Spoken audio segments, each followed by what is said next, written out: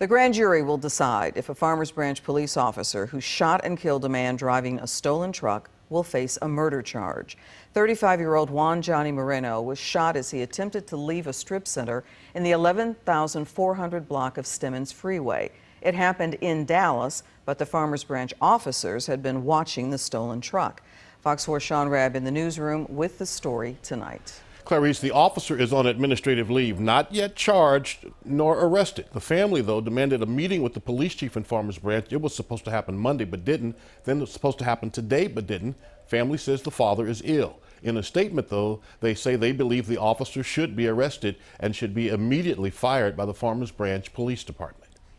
The video of Juan Johnny Moreno driving around and not toward the Farmers Branch officer who shot and killed him 8 days ago likely played a big part in Dallas police, who investigated the shooting, referring a charge of murder against the officer, who has not been named because of threats, to a Dallas County grand jury. The threshold for using deadly force is the officer has to be in fear of deadly force being used upon him himself.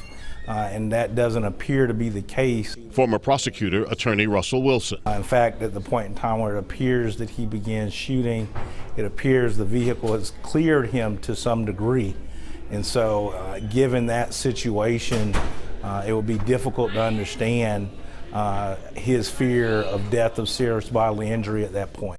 Wilson headed up the unit that looked at officer-involved shootings in the Craig Watkins administration. We tried to be able to best understand the evidence from the officer's view at the time of the shooting, and so we really wanted as much as we could regarding what information had been relayed to the officer, and then we sometimes looked into the past history of the officer, what type of training they had received.